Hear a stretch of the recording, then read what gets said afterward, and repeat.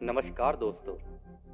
Law of one यानी एक का कानून या कह लीजिए एक का ज्ञान, यह दूसरा सत्र है जो कि जनवरी 20 1981 को रिकॉर्ड किया गया और इस किताब में छापा गया। तो इसकी शुरुआत में हम आपको दोहराना चाहते हैं कि इस किताब में दी गई सभी सूचनाएं और जानकारियां या तो आप मान सकते हैं या नज़रअंदाज कर सकते हैं या सिरे से खारिज कर सकते हैं, क्योंकि यह आपकी फ्री विल है, यानी आपकी स्वतंत्र आज़ादी जो उस अनंत रचयिता के द्वारा आपको दी गई है। तो अब हम इस सत्र का प्रारंभ करते हैं। तो रा कहते हैं, हम तुम्हारा अनंत रचयिता की रोशनी और प्रेम में स्वागत करते हैं। अब हम बात करने के लिए तैयार हैं। तो डॉन कहते हैं, मैं अनुमान लगा रहा हूँ कि ऐसे काफ़ी लोग होंगे जो समझेंगे कि आप क्या कहना चाह रहे हैं। हमारी रुचि है कि हम आपकी और हमारी वार्तालाप की एक किताब बनाएं। क्या आप इसके लिए तैयार हैं? अगर हाँ, तो क्या आप हमें अपना इतिहास बता सकते हैं? तो रा कहते हैं, हम तुमसे बात करने के इच्छुक थे, इसलिए हमने भी तुम्हें संपर्क किया।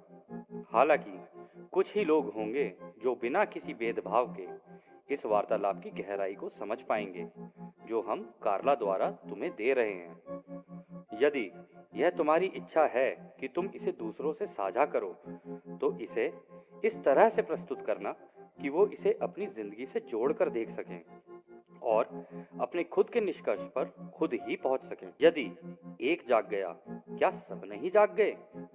इसलिए तुम्हारी जैसी इच्छा होगी हम वैसे ही बात कर लेंगे। सीखना और सिखाना एक सबसे पहला हिस्सा है इस एक के ज्ञान का।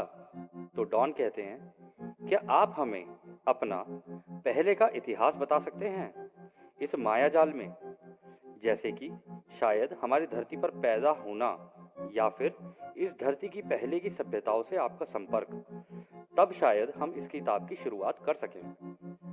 तो रा कहते हैं, हम जानते हैं कि तुम इस किताब को लिखना चाहते हो। हमें पता है कि हम कहाँ जन्मे, इनमें भी तुम्हारी रुचि है। हमें पता है कि इतिहास में भी तुम्हारी काफ़ी रुचि है, परंतु हम मांगेंगे कि इस बात पर तुम ज़्यादा ध्यान न दो। हमारी जानकारियाँ ज़्यादातर आध्यात्मिक हैं, ना कि ऐतिहासिक, परंतु फिर भी हम तुम्हें यह बताते हैं क्योंकि हमें लगता है कि ये नुकसानदेह नहीं है और अगर ध्यान से देखी जाए तो तुम इसकी गहराई को समझ पाओगे। हम ग्रहों के महासंघ का हिस्सा हैं जो 11,000 साल पहले तुम्हारी दो बड़ी सभ्यताओं के पास आए थे, जो कि उस एक रचयिता की प्रकृति या रचना से काफी जुड़े हुए थे। ये हमारा भोलापन ही था कि हमें लगा कि इनसे आमने सामने मिलकर इनसे सीखा और सिखाया जा सकता था, क्योंकि हमें लगा कि इनमें इनकी आज़ादी का उल्लंघन को खतरा नहीं है।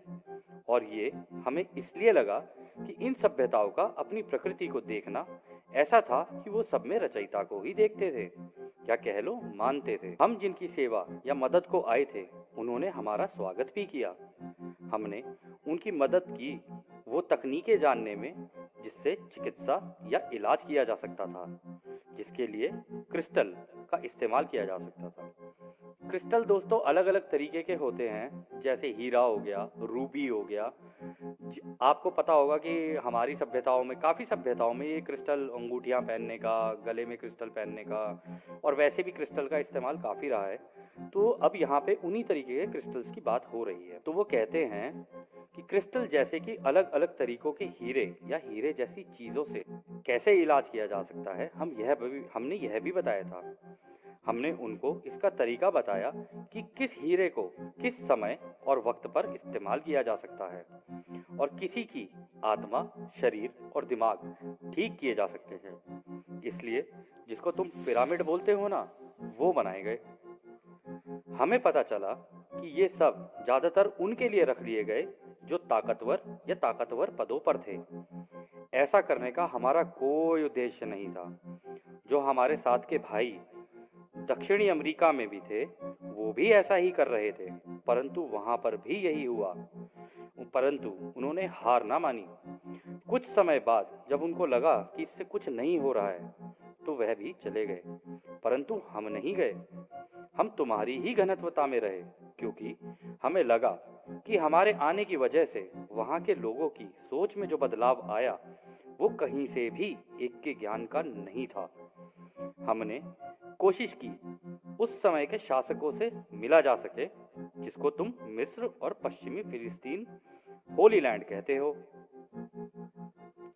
काफी कोशिशों के बाद 18वें राजवंश में, जैसा कि तुम्हारे इतिहास में बताया गया है, एक राजा हुआ करता था जिसकी सोच हमारी सोच से मिलती जुलती थी, क्योंकि वो एक वॉन्डरर या कह लो घुमक्कड़ या कह लो पथिक या कह लो यात्री या कह लो एक रमता जोगी था। अच्छा दोस्तों, ये जो शब्द है ना, वॉन्डरर, पथिक, यात्री, रमता जोगी, ये इस महासंघ के ही भेजे हुए लोग होते हैं जो इस धरती पर पैदा होते हैं उस अनंत रचयिता का काम करने के लिए और इस एक के ज्ञान को दूसरों में बांटने के लिए। परंतु ये वॉन्डरर और ये घुमक्कड़ असलियत में क्या है ना, यह भी आपको आगे जाके और गहराई से पता चलेगा। तो वो आगे कहते हैं, उसकी उम्र काफी कम थी और उसका नाम आमुन था। लोग उसकी भगवानों की तरह या कह लो भगवानों के साथ पूजा किया करते थे। आमुन को अपने आप की पूजा कराने से घृणा होती थी, इसलिए उसने अपना नाम बदलकर अखनातेन रख लिया, क्योंकि उस जमाने में सूर्य एक उड़न तश्तरी जैसा दिखता था और जो तश्तरी सूर्य के इर्द गिर्द बनी हुआ करती थी उसको वहाँ की भाषा में आतेन कहते थे। अच्छा दोस्तों, ये आप में से बहुत लोगों को नहीं पता होगा कि उस जमाने में, इन्होंने कहा ना 11,000 साल पहले, उस जमाने में हमारे सूरज के आसपास मतलब चारों ओर एक रिंग हुआ करती थी, जैसी आज के जमाने में शनि ग्रह पर है। तो वो रिंग पहले हुआ करती थी, परंतु वो रिंग गई कहाँ, ये अभी आपको आगे पता चलेगा। तो फिर वो आगे कहते हैं, इसलिए उसको एक का ज्ञान बहुत अच्छी तरीके से समझ में आया और उसने अपने राज्य में हुक्मनामा दे दिया कि यही असली ज्ञान है। यही इस ज्ञान को अगर दूसरों को सिखाया जाए तो हमारा राज्य काफ़ी आगे बढ़ सकता है। परंतु उसके यहाँ के लोगों ने इसको ज़्यादा ध्यान नहीं दिया और ज़्यादा लोगों ने माना भी नहीं। उसके पुजारी, पादरी, उलेमा, प्रीस्ट केवल मुंह से बोलते रहते थे, परंतु आत्मा के ज्ञान की खोज पर ज़्यादा ध्यान नहीं देते थे। जब वो इस घनत्वता का नहीं रहा जिसको तुम मरना कहते हो, तो लोग फिर दोबारा कई देवी देवताओं की पूजा करने लगे। यह सब तब तक चलता रहा जब तक एक और बुद्धिमान, जिसका नाम मोहम्मद था, उसने लोगों को नहीं समझाया कि ये शरीर, दिमाग और आत्मा का रिश्ता क्या है। क्या इसको और खोलकर बताएं? तो डॉन कहते हैं, हाँ, हम इसके बारे में जानने में काफ़ी इच्छुक हैं कि ये एक के ज्ञान से कैसे संबंधित है। आगे आगे हम इससे संबंधित हो सकता है कि कुछ सवाल पूछें, या फिर हो सकता है कि पूरा का पूरा एक के ज्ञान ही पूछ लें अभी, ताकि इस धरती के लोगों के लिए हम थोड़ी छानबीन कर सकें। इसलिए इस तरीके के सवाल आपसे पूछ रहे हैं। आपने बताया था क्रिस्टल या कह लीजिए हीरो से इलाज के बारे में, परंतु हम एक बात कहना चाहते हैं कि यदि आपको लगे कार्ला यदि थक रही है तो आप उस सत्र को वहीं रोक दें। हम बाकी के सवाल अगले सत्र में पूछ लेंगे। थोड़ा सा ये हीरो के इलाज के बारे में बताएंगे क्या हमें ज़रा? तो रा कहते हैं, हीरो से इलाज का सिद्धांत किसी भी शरीर के माया जाल के रूप और अंदर से वह कैसा है उसके ऊपर निर्धारित करता है। कुछ हीरे शरीर की ऊर्जाओं पर काम करते हैं, कुछ आत्मा की ऊर्जाओं पर काम करते हैं, कुछ आत्मा से दिमाग की ऊर्जाओं पर काम करते हैं। कुछ ऐसे भी होते हैं जो दिमाग और शरीर का संतुलन बनाने का काम करते हैं। ये सारे हीरे और सारे हीरो से इलाज वाले काम के लिए एक पवित्र आत्मिक व्यक्ति की भी जरूरत होती है, जो इसकी ऊर्जा को शुरू और संचालित कर सकता है। बिना ऐसे व्यक्ति के ये हीरे किसी काम के नहीं हैं। और जो चीज़ इसके लिए सबसे ज़रूरी है कि जिस ग्रह पर तुम रह रहे हो उसके साथ इसको सीधाई में मिलाना। इसके साथ साथ जो बाहर से ब्रह्मांडों की किरणें आ रही हैं वह एक ग्रह का माहौल बनाती हैं, उसके साथ भी सीधाई रखना। अलग अलग आकार के अनुसार और इस सीधाई की प्रक्रिया से ही ये शरीर दिमाग और आत्मा के संतुलन का काम किया जाता है। सभी तरह के हीरो की जानकारी अभी देना काफी मुश्किल है हमारे भाई। तुम चाहो तो बाद में पूछ सकते हो। कौन से तरीके का हीरा चुनना, इसका ज्ञान होना बहुत जरूरी है। हर हीरे की निर्मलता अलग होती है, परंतु ज्यादातर पवित्र हीरा, जिसको तुम डायमंड कहते हो, या रूबी का इस्तेमाल हो सकता है। इन सब के साथ एक पवित्र आत्मिक ज्ञान के व्यक्ति का भी होना बहुत जरूरी है। इसको रचयिता के प्रेम और रोशनी का इस्तेमाल करना आता हो। इसके लिए एक शुरुआती काम होता है जो ध्यान लगाकर ही सीखा जा सकता है और इस्तेमाल किया जा सकता है। क्या और कोई छोटा सवाल है क्या हमारे भाई तुम्हारा? डॉन कहते हैं, हाँ, आपने कहा था कि इन हीरो के इस्तेमाल से इलाज के लिए पिरामिड बनाए गए। क्या इसके बारे में थोड़ा बता सकते हैं? क्या ये पिरामिड आपने बनाए? अगर हाँ, तो किस उद्देश्य से? तो रा कहते हैं, ये जो बड़ा वाले पिरामिड हैं, वो हमारी क्षमता से बनाए गए हैं, इस एक के ज्ञान की शक्ति का प्रयोग करके। ये पत्थर जो तुम्हें दिख रहे हैं ना, आज भी जिंदा हैं, परंतु यह अभी तक तुम्हारे यहाँ की सभ्यताओं को समझ नहीं आया है। इनको बनाने के दो कारण थे।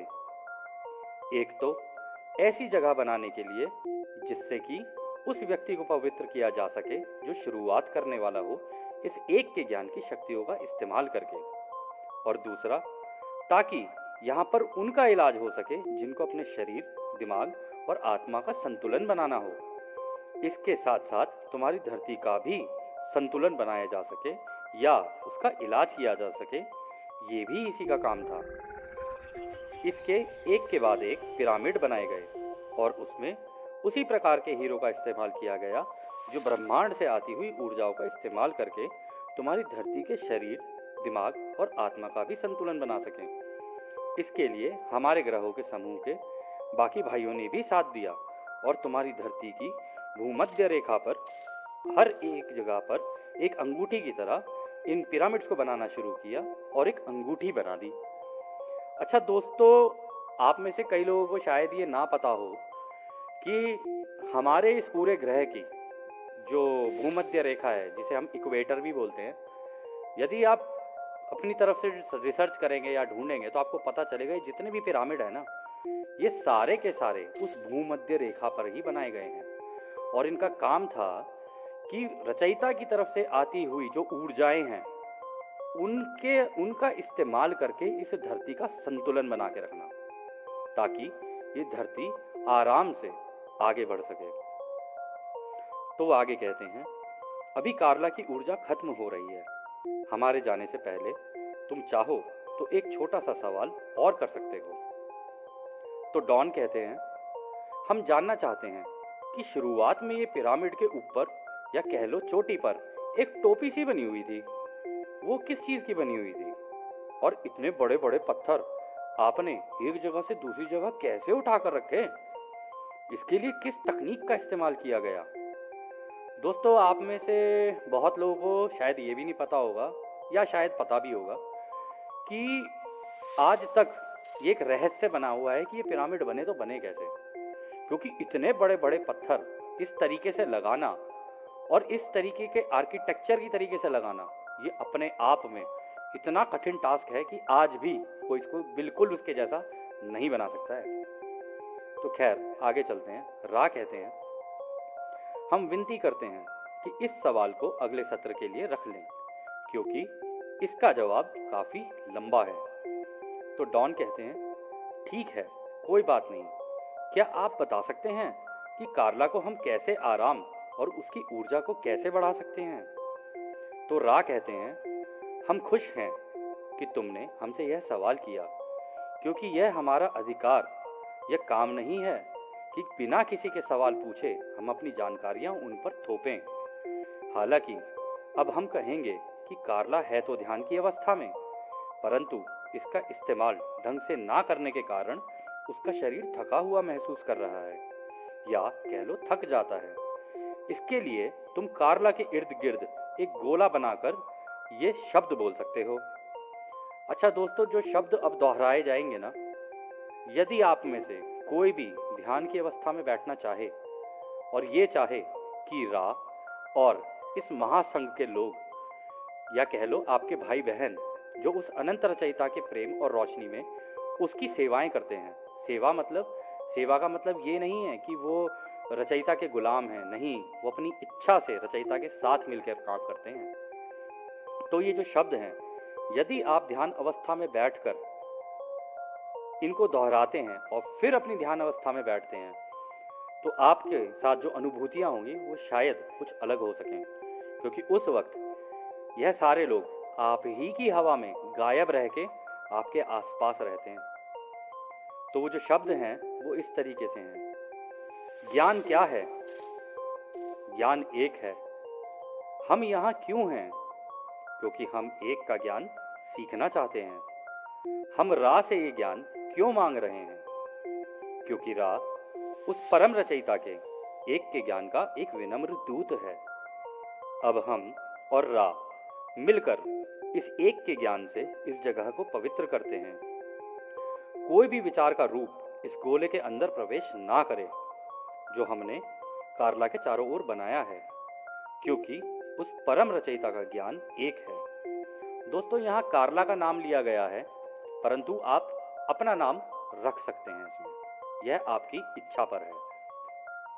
अब कार्ला का सिर 20 डिग्री उत्तर के उत्तर पूर्वी दिशा की ओर कर दें, क्योंकि इसी दिशा से नए युग की किरणें आ रही हैं, जिसमें रचयिता का प्रेम और रोशनी है।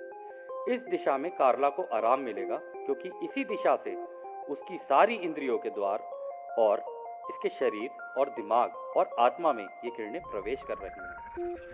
अच्छा दोस्तों, ये चीज़ हम आपको बताना चाहेंगे कि यहाँ पर इन्होंने कहा 20 डिग्री उत्तर के उत्तर पूर्वी दिशा। तो यदि आपके पास कंपास हो, आजकल तो ऐप भी होती हैं, ऐप में भी मिल जाता है, लेकिन ऐप उतनी कारगर नहीं होती। जो प्रॉपर एक मैग्नेटिक नीडल होता है, अगर आप उसको लोगे और धरती पर रखते हो, अगर आप उत्तर पूर्वी दिशा की ओर उसके अंदर देखो, उत्तर से सीधे हाथ पे उत्तर पूर्वी दिशा की ओर देखो, और वहाँ पे 20 डिग्री उस वक्त था, अब ये 25 डिग्री हो चुका है। तो उसके 25 डिग्री की तरफ यदि आप अपना चेहरा करके ध्यान अवस्था में बैठोगे ना, तो ये जो नई युग की किरणें आ रही हैं ना, ये आपके अंदर समाना शुरू कर देंगी। और जो जानकारियाँ और कई ऐसी चीज़ें आपके साथ हो सकती हैं जो आपने कभी सोचा भी नहीं होगा, क्योंकि जितने भी एक के ज्ञान के जो स्टूडेंट्स हैं या विद्यार्थी हैं या कह लो जो इसके स्कॉलर बन चुके हैं, वह सभी इसी दिशा में बैठ के ध्यान करते हैं, ताकि वो इस पूरे महासंघ से और उस अनंत रचयिता से उसकी जानकारियाँ डायरेक्टली प्राप्त कर सकें। पर यह आपकी इच्छा पर है कि आप इसे करना चाहें या ना करना चाहें। हमने केवल ये जानकारी दी है। अब आगे चलते हैं। तो इसके बाद वो कहते हैं, अब उसके सिर की तरफ एक कटोरे में पानी रख दें, और क्योंकि उसको बाइबल से प्यार है और वो उसको प्रेम है, उसको भी सिर के पास रख दें और गॉस्पेल ऑफ जॉन का पन्ना खोल दें। इसी के साथ एक धूप या अगरबत्ती भी लगा दें, और कार्ला की ताकत को बढ़ाने के लिए उसको सफेद ढीले वस्त्र पहना दें और आंखों को किसी कपड़े या चीज से ढक दें। एक आखिरी बात जो हम इसमें जोड़ना चाहेंगे कि यह सीखने और सिखाने का काम जो हम कर रहे हैं, इसको सूर्य उगने से पहले करें, ताकि सूर्य की रोशनी से कमरे में जरूरत से ज्यादा उजाला ना हो। अच्छा दोस्तों, यहाँ पर इन्होंने कहा बाइबल, तो कहीं आप ऐसे मत सोच लेना कि ये अरे कहीं क्रिश्चियंस का तो कुछ नहीं है, अरे कहीं ये उसका तो कुछ, या ये मुस्लिम वो तो कुछ नहीं है। ऐसा नहीं है। जब इस किताब में आप आगे आगे बढ़ोगे ना, आपको पता चलेगा हर धर्म के बारे में इन्होंने बात की है इसके अंदर। तो क्योंकि यहाँ पे कार्ला को ये बाइबल पसंद थी, क्योंकि उसका प्रेम बाइबल से था, इसलिए उन्होंने यहाँ पे बाइबल का नाम लिया। यदि आप ये जानकारियां ध्यान अवस्था में समाधि में जाकर कर रहे होते ना, तो जिन चीजों की जानकारियां आपको है ना, या आपकी जो भी फेवरेट किताब है उसके द्वारा, उसमें से फिर आपको चीजें बताते, या उसके अलावा भी जो चीजें बताते उसके द्वारा ही आपको बताते। तो अंत में वो कहते हैं, अब हम चलते हैं हमारे भाई, हम उस अनंत रचयिता की शक्ति, प्रेम और रोशनी में और शांति में तुम्हें छोड़कर चलते हैं। आदने हमारे भाइयों, आदने। निरंतर आगे बढ़ो और बढ़ते चलो, यही है एक का ज्ञान।